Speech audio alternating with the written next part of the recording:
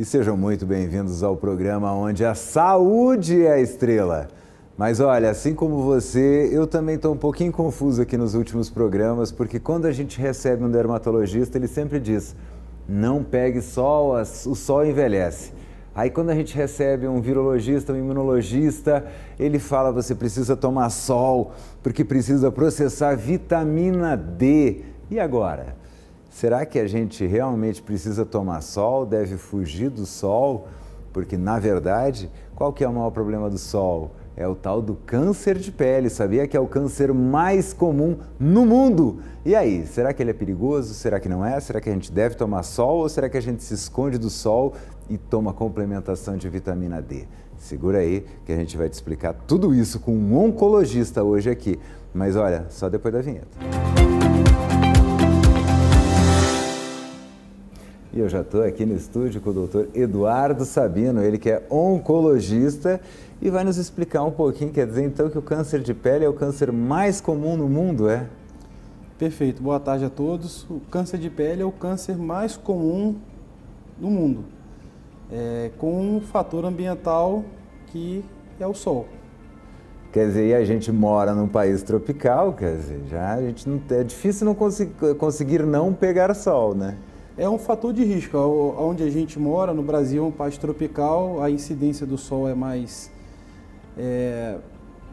verticalizada, então a gente pega sol o ano inteiro. Então nós somos, só de nascermos no Brasil, já somos um fator de risco para o câncer de pele. E, por exemplo, ele tem alguma idade preferida, o câncer de pele, ou ele atinge qualquer idade dependendo da exposição do sol? Ele atinge qualquer idade, mas na população em geral, ele vai começar a aparecer em torno dos 35, 40 anos, porque tem algumas outras doenças genéticas que podem acometer crianças também. Então, não é comum acometer criança, é comum aparecer no adulto, iniciando um pouco a terceira idade. Iniciando a terceira idade, adoro, porque é na terceira idade que o homem ele coloca aquele boné da ferragista, né? Que você sabe, quando você vê um senhorzinho com aquele boné da ferragista, boné do BEG, né? O banco aqueles bancos estaduais que já sumiram, aquele homem ali não tem nada a perder. Mas ele está protegendo aqui o rosto, né? Exatamente. E a senhorinha anda com aquele guarda-chuva. Tá? Eu quero que minha mulher ande com aquele guarda-chuva, que ela diz que é para se proteger do sol, mas na verdade aquilo ali é uma arma e pode ser usado. Funciona você usar um boné, você usar um guarda-chuva ou... Funciona. Funciona, vale a pena então. Você evita os raios diretos sobre a pele, mas é uma pergunta até um pouco comum que as pessoas têm, mas se eu vou na praia, eu sou natural do Rio, então eu ouvi muito isso, né? Eu vou para a praia, mas eu fico embaixo do guarda-sol, então não tem problema. Tem problema sim, porque o raio ele bate na areia e ela reflete no seu corpo, então continua sendo fator de risco.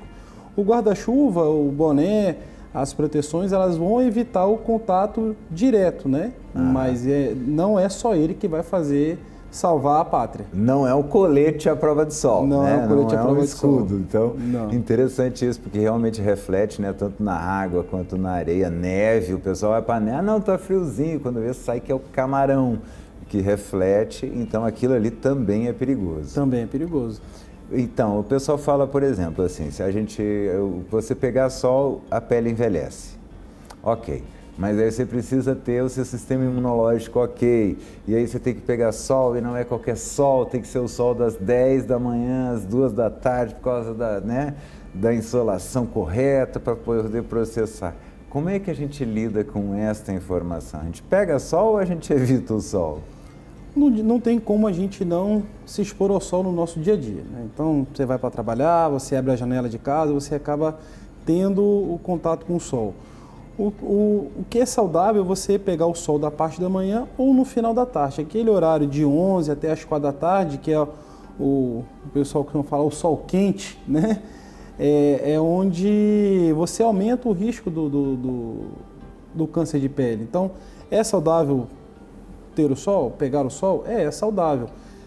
O detalhe são os seus hábitos, né? O protetor solar, o retoque do protetor solar, que muita gente pensa, passei protetor solar de manhã, beleza, estou protegido o dia inteiro. Não, você tem que fazer um retoque. a exposição, né? Vou à praia, perdão. Então, quando vai à praia, você vai pegar sol. Uma vez, 2 vezes, vai te trazer esse dano todo? Não. O que não pode é ser o hábito de você ir à praia todos os dias, não passar protetor solar. E esse é o grande hábito ruim. Mas o sol faz parte do nosso cotidiano, do nosso dia a dia. Sim, então o que a gente apega praticamente naturalmente só no nosso dia a dia, indo no mercado, indo no trabalho, indo buscar a molecada, deixar a molecada na escola, dá para processar a vitamina D e a gente ainda precisa se cuidar para não pegar demais. Exatamente.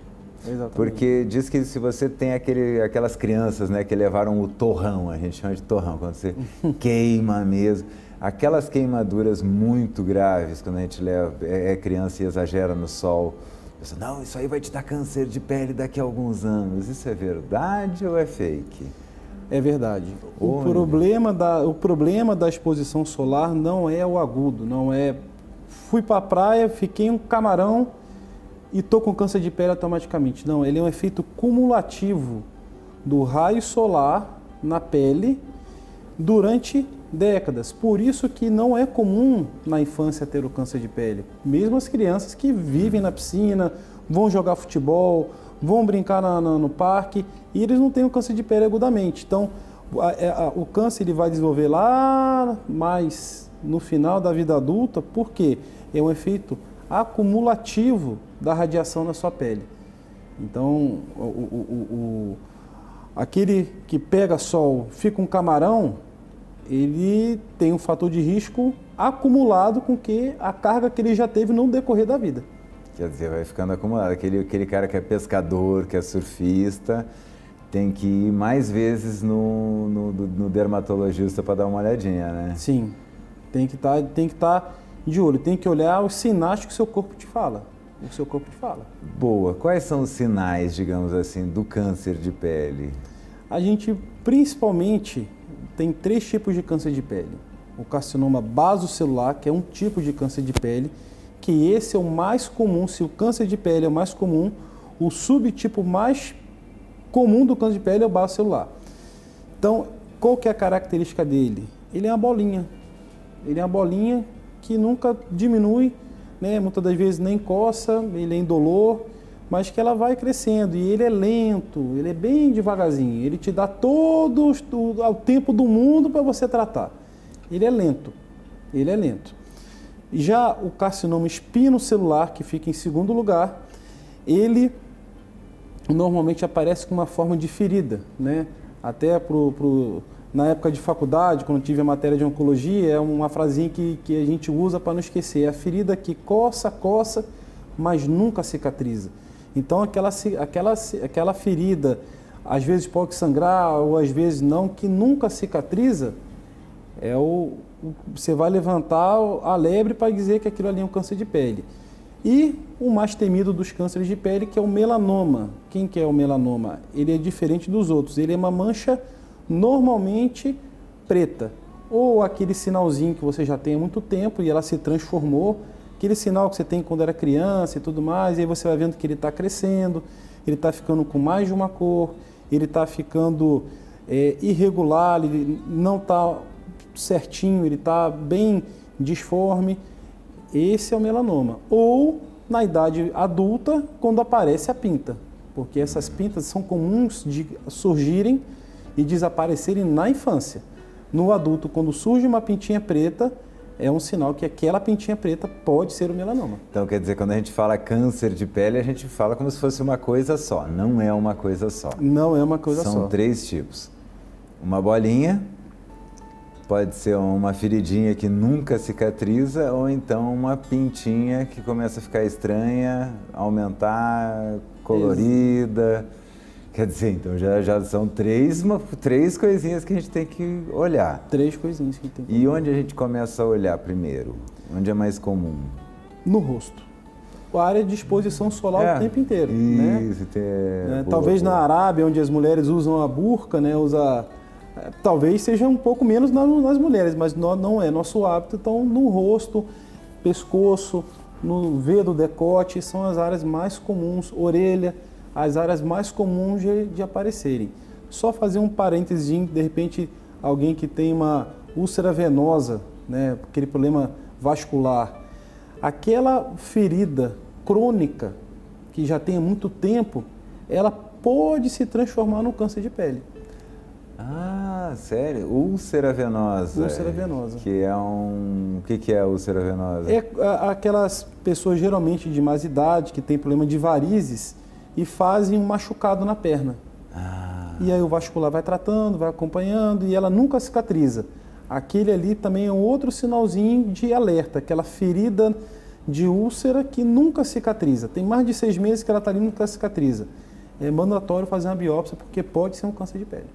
Sim, porque daí a pessoa, não, isso aí já é o problema que eu tenho. Você, né, você já está com a visão direcionada para uma coisa e aí acaba deixando as outras de lado. Então tá, o rosto é melhor, né? Porque se fosse nas costas ia ser difícil da gente fazer o autoexame.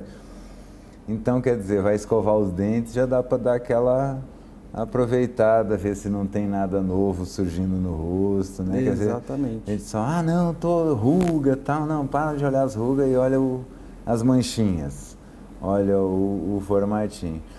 Dá para conseguir você mesmo dar uma olhadinha na frente do espelho e perceber essa mudança? E deve. E uma coisa interessante, existe não é uma sociedade, é um grupo chamado Grupo Brasileiro de Melanoma, que são oncologistas e dermatologistas e cirurgiões oncológicos que estudam sobre o melanoma. E aí, dentro desse Grupo Brasileiro de Melanoma, que a gente chama de GBM, eles pegaram profissões em que ensinaram a detectar o melanoma, porque é o mais grave de todos. E quem são esses profissionais?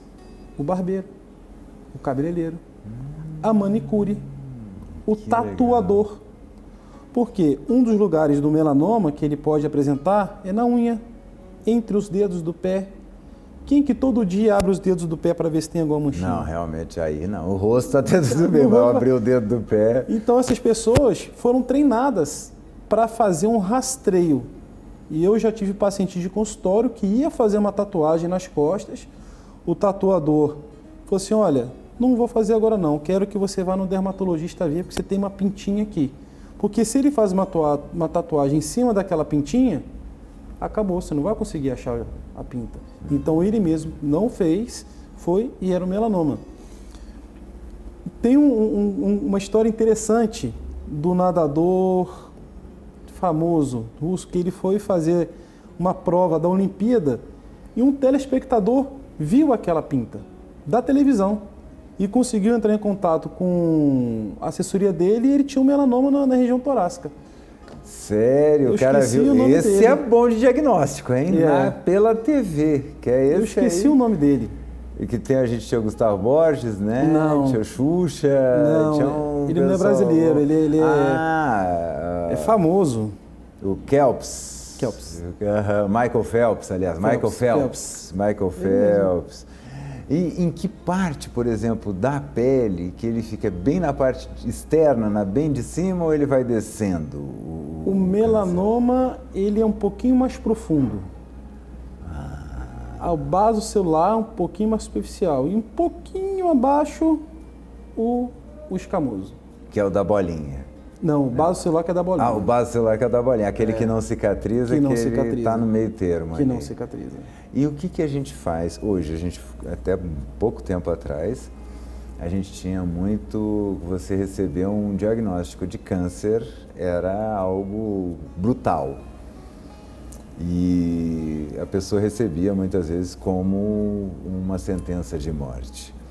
Hoje, quais são os números, com os avanços que a gente tem na medicina, quais são os números já de recuperação para os vários tipos de câncer? Lembrando que sempre tem que prestar atenção, porque quanto mais cedo, melhor é, né? Quanto mais cedo eu for consultar lá com o senhor, melhor. Sim. O basocelular, ele tem uma característica muito interessante. Raramente ele dá metástase. Porque o que mata do câncer é a metástase. Então é muito difícil. Quando fala metástase, é aquele que o câncer espalhou para o resto do corpo. Que o câncer espalhou. Assim, né? Quando ele pega a corrente sanguínea, né, e espalha. Então você tem a gente tem um câncer no pé e apareceu, ele disseminou pelo corpo e foi aparecer lá no pulmão, aquele mesmo câncer. Então a gente entende que é um câncer do pé, primário do pé, que progrediu para metástase no pulmão. Esse é aquele que ganhou a corrente sanguínea. Então, quando ele ganha a corrente sanguínea, a gente vou tentar explicar de uma maneira didática.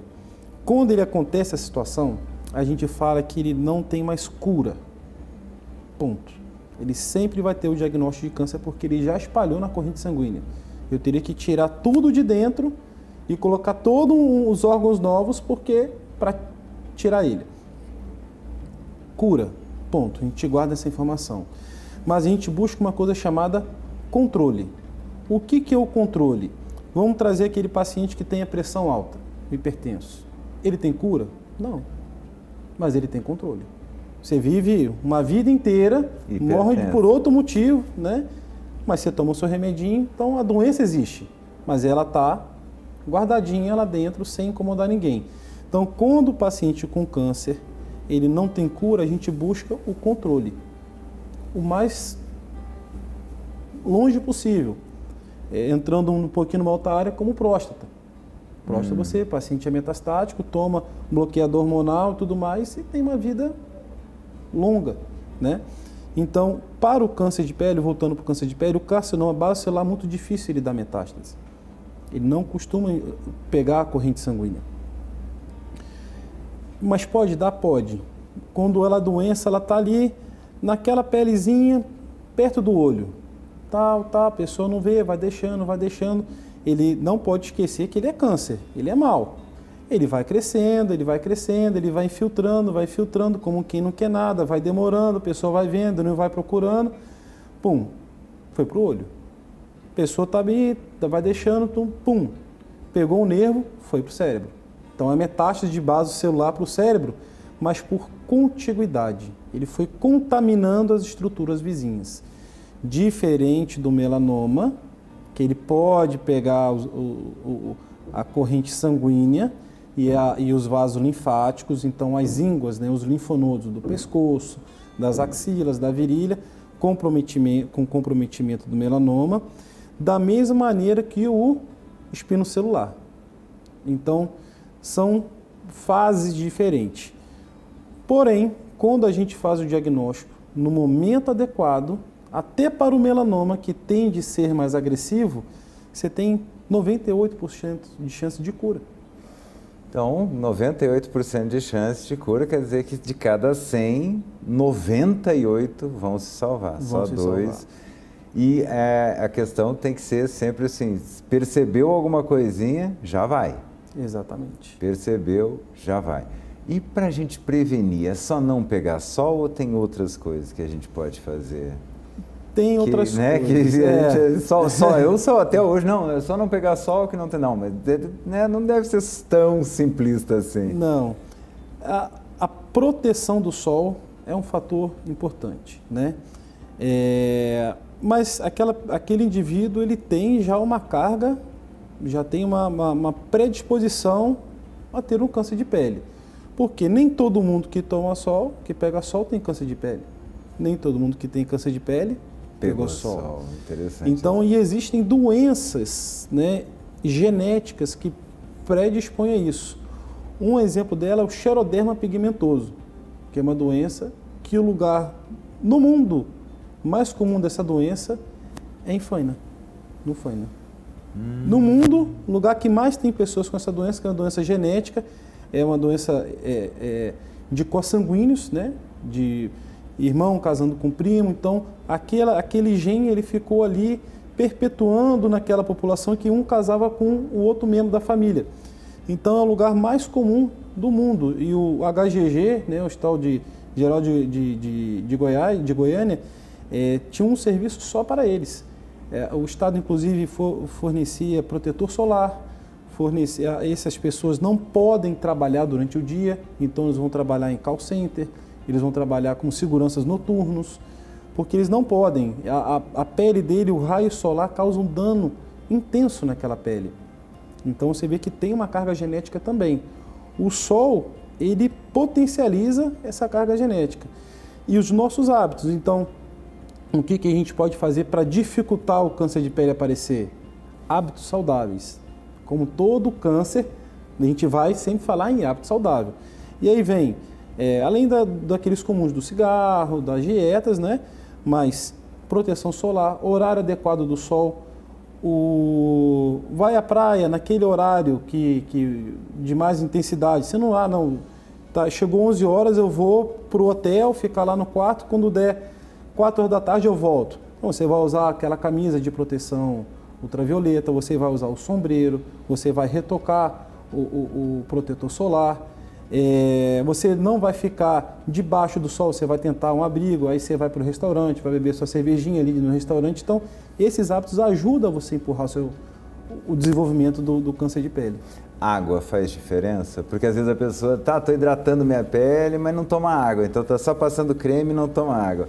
A água faz diferença para a saúde da pele? Não, diretamente assim. Na questão do câncer, não? Na questão do câncer, não. Só para ficar pele viçosa mesmo. O câncer viçosa. É a questão da insolação. E a gente também está com uma dieta muito violenta em termos de coisas cancerígenas, né? Nossa Sim. dieta mudou muito. Isso também influencia no câncer de pele, na pressa com que ele se desenvolve ou mais em outros cânceres? Ele é um fator de risco mais forte para outros tipos de câncer, como, por exemplo, intestino. Ele tem, e estômago, né? Ele tem um fator mais forte mais importante para esse tipo de câncer, não tanto para o câncer de pele. O câncer de pele, o principal, realmente, é o sol. Por exemplo, o senhor falou melanoma, né? Melanoma tem a ver com melanina, que é essa pigmentação que a gente tem na pele. Tem. Quer dizer, então, que pessoas muito brancas ou pessoas com a pele mais escura, tem diferença? Quem tem mais câncer? O de pele branca. Eu nasci numa cidade chamada Teutônia. Meu irmão lá, tu olha, o povo chega, eu brinco, se alguém tirar a camisa, chega a dar um negócio assim, de tão brancos que eles são. E o pessoal chegava lá, a gente tinha uma casa na praia, o povo ia pra lá e o povo passava com uns bronzeadores velhos, chamado Rayito de Sol, e esfregava aquele negócio laranja na pele e se jogava lá. E o alemão, é engraçado, ele não fica bronzeado. Ele vai pro vermelho, depois que passa o vermelho ele volta, não adianta, não fica. Quando é muito, a pele é muito branca, isso eu falo, gente, é observação, eu observei uma cidade inteira. Então você vai pro vermelho, e depois você volta praticamente para o que você era. Não, parece que não pega. Então, esquece essa vermelhidão. Não adianta você for passar ali o tempo, tem que cuidar. Ele é o tipo de pele. É a pele que queima, mas não bronzeia. E tem a pele que bronzeia, mas não queima. Então, e nosso país tem uma miscigenação de raças, né? Então, a gente vai ter daquele branco para aquele de pele bem negra, né?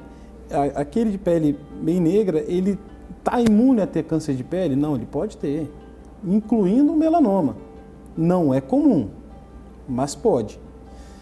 Mas você vê que a pessoa da pele negra, ele não queima, ele bronzeia. Ele bronzeia, Mas ele não fica Não vai ficar naquele estágio camarão, não como vai. Ficavam meus parentes. Não vai. Já o alemão, né, o europeu, vai para o sol, vai ficar vermelho. Vai ficar vermelho, ardendo, né, descascando. Vai passar 2 dias, a pele vai estar branca de novo. Né? Então, é a pele que queima, mas não bronzeia. Esse é o principal vítima do câncer de pele. É o tipo de pele. Né? Já eu que tenho a pele mais morena, é a pele que ela queima pouco e bronzeia mais, né? Então, eu estou imune de ter câncer de pele? Não, eu posso ter, mas é menos comum do que uma pessoa de pele branca. Que a gente geralmente, quando fala câncer de pele, é só tirar aquele pedacinho ali. É isso ou tem mais? Tem mais um pouquinho, né? Geralmente o câncer de pele, até os médicos não oncologistas, é só ir ali e tirar um pedacinho, né? É só Esse só pode ser só o nariz, pode ser só um olho, pode ser só uma orelha. Aquilo que a gente falou desde o início, desde que se você for procurar atendimento lá no início é só um pedacinho, para o basocelular e para o espinocelular. O melanoma ele é um pouquinho diferente. A gente dá uma margem que vai depender da profundidade que ele pegar na pele.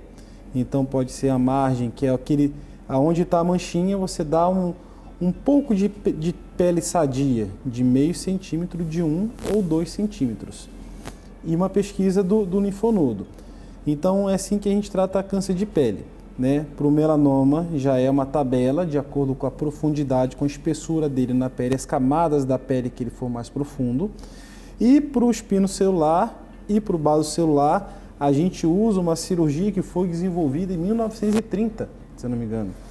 Fazendo quase 100 anos aí. Que é a cirurgia de Mohs, o Mohs, né? Frederic Mohs, que foi o autor dessa técnica, aonde você vai tirando a pele e em tempo real você vai fazendo a biópsia. O fragmento que você tira não vai para o laboratório, você já opera no laboratório. Então você vai tirando e você tem uma segurança microscópica.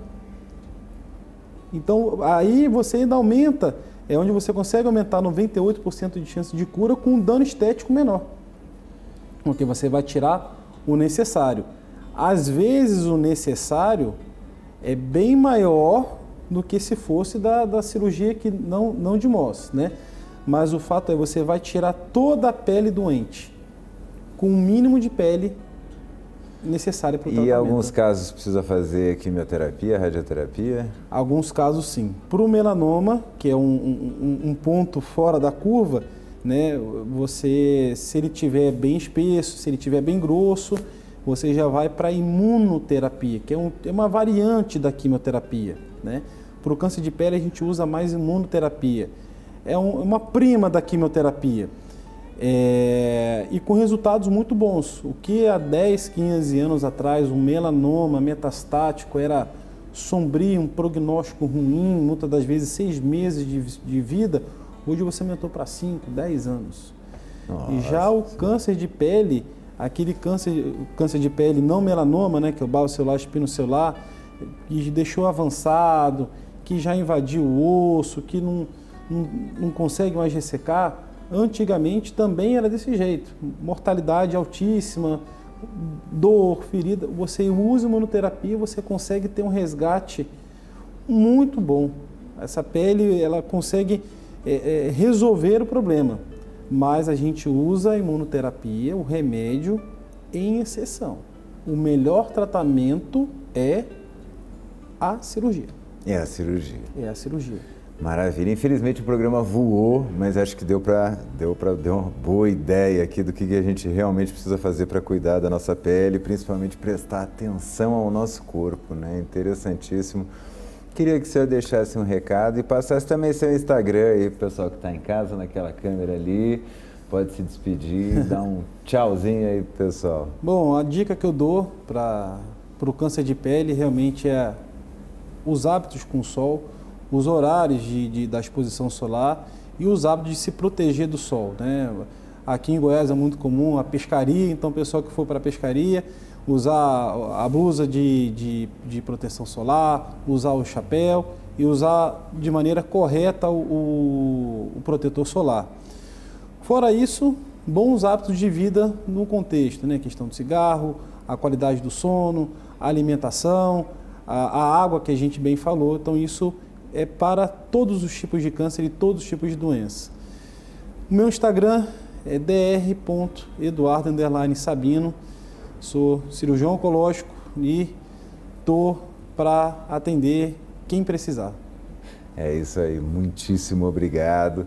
E aí, olha, acho que uma coisa mais importante que a gente falou aqui hoje é que a gente se deixa para depois. Já reparou isso? A gente está lá no espelho, a gente está pensando para onde a gente está indo, a gente está escovando os dentes, a gente está pensando o que a gente tem que fazer. Para um pouquinho, olha para você mesmo. preste atenção, não só aqui ó, aos sinais do seu rosto, mas aos sinais do teu corpo inteiro, que você vai ver que a sua qualidade de vida vai melhorar muito e você vai conseguir detectar coisinhas que poderiam virar um problemão muito antes delas virarem qualquer tipo de probleminha, tá bom? Com essas dicas a gente se despede. Um grande abraço e até o próximo programa.